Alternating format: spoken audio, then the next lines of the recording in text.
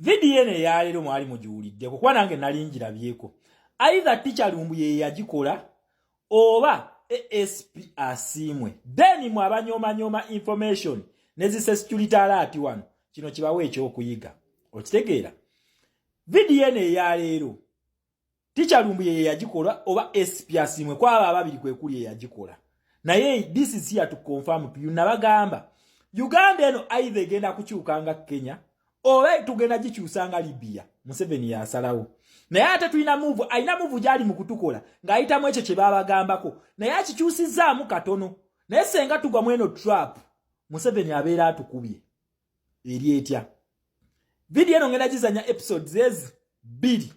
Emu nga tugenda kuyita mu tweet ezakoleddwa mu Hozi, nga tukola tuyita kweyo radio share yakoleddwa Franka Gashumba, then neki waliwo n'endala yabadde yaani ye ate erinnya ly'essimu erabidde kwa abadde basatu abakoze tweet nga yemu. Okitegeera?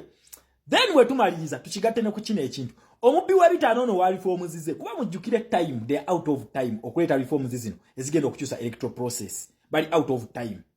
Ate n'ekirala foreign policy does not favor them because the right buttons were pressed nabagamba ekintu kye twali tulamu mu revolution ya Uganda okujjako mu 7 was pressing foreign policy a peserio is excellence Kyagulanyi yajja n'alinyiga pu ne lyaka red.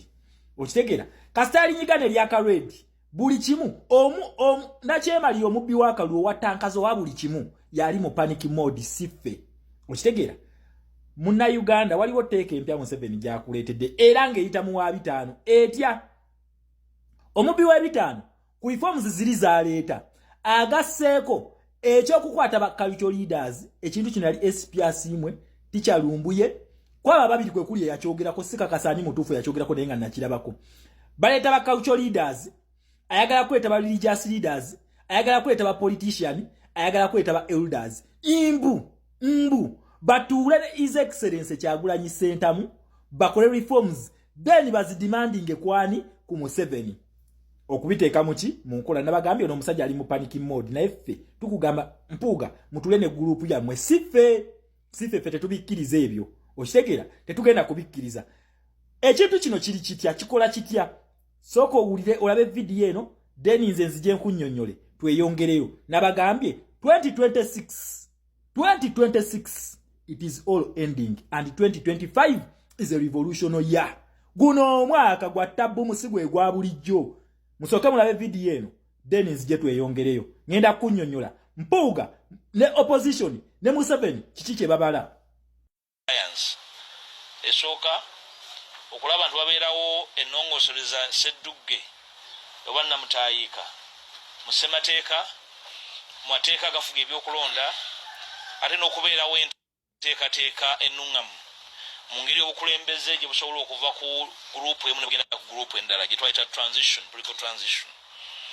Ekyokubiri okubeerawo obweyamu okwewaayo n'ekisuubizo nti tujja kuba n'akalulu nga kabwenkanya, tujja kuba n'akalulu nga buli omu alina omukisa okuketabamu ate nga tewali akeetabyemu ng'agenda agamba nti ogenda ngenda naye era manyi sijja kukola ki sijja kuwangula oba sirina mukisa. Ekyokusatu okuteekawo enkola ekakasa bannayuganda nti wajja kubeerawo emirembe akalulu nga kawedde ate nga n'obuyinza bukyuse kikulu nnyo ekyo. Ekyokuna okuteekawo enkola ennuŋŋamu ejja bamukwata mundu mu kulonda ebyafaayo byaffe ebyo by'obufuzi by'eŋŋambye bitali birungi nnyo bikulaga nti olwabaddewo okukyusa obuyinza obwo obukyusiddwa bamukwata mundu abatuuze bannansi tabeerako na mukisa kukyusa buyinza nga mukwata mundu tebaliiko. Tuze ebyafaayo ebyo si by'abantu bagunjufu obwenkanidde awo. Ebyafaayo ebyo by'abantu abalemereddwa okwogera ku butakkaanya bwabwe. Kiseera kituuse twogere ku kifo ky'amagye byobufuzi bya Uganda. Ekyokutaano okuteekawo enkola engazi ekomyawo obwa Sseruganda n'okuwuliriza abo abakoleddwako ebikolobero n'okubazza n'abalina okuba nga beetonderwa n'okubaliyirira baliyirirwe nga amawanga gonna amagunjufu bwe gakola.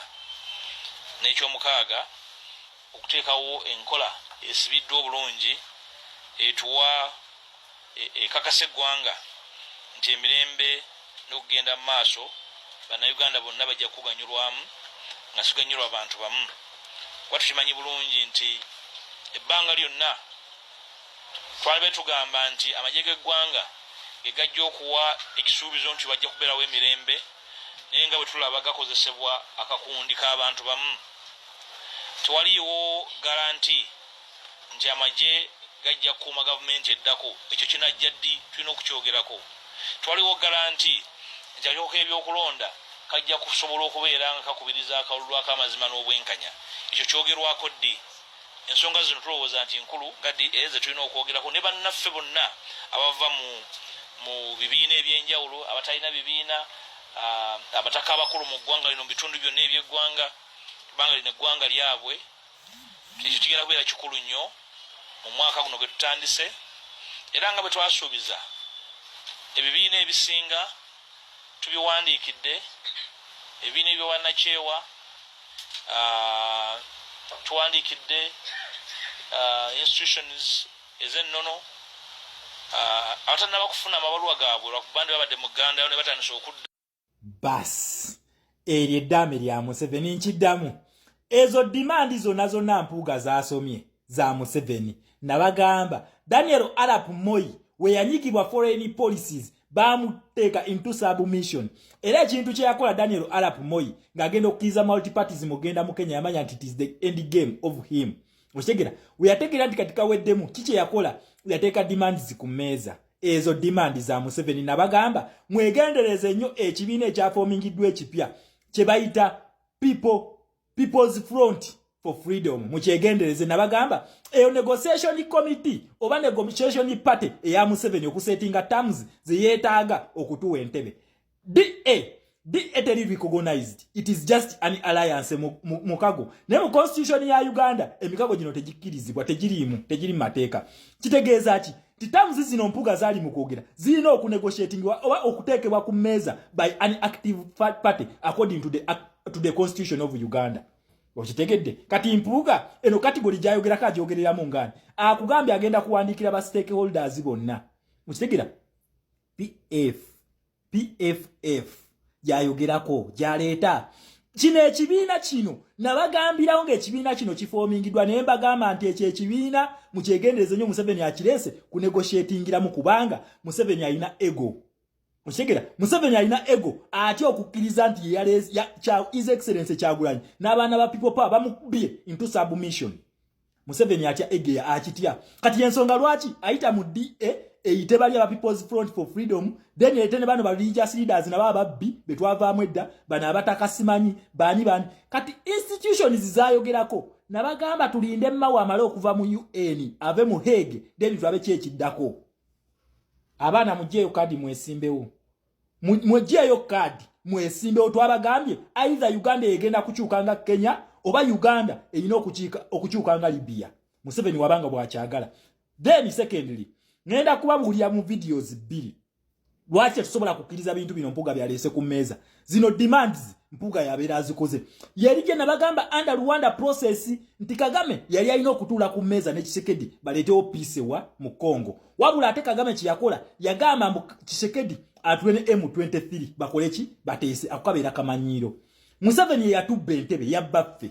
Okitegera kakati ate lwaki ffe tuteesanga tuyita mu bano then ate bituuke ku Museveni kitegeeza ffe tusaba Museveni naye ng'ezo demands mpuga zaali mu kusoma za Museveni.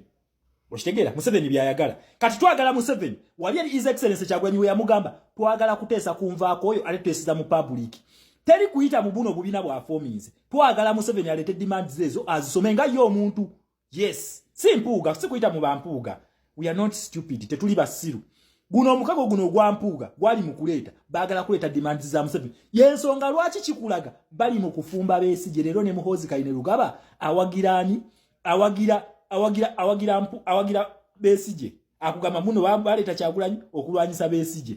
Okategedde akantu ako kino kye bali mu kutufumba tusisinkane enkya nakugambye wano wetuli guno omwaka si gwa kuzanya guno baguyita mwaka hakuna mchezo. Baana ba mama mujjeyo kadi twagala twere Museveni okuva ku kabavubuka paka ku presidential level and we have to do it now. Guno mwaka it is now or never. Respect.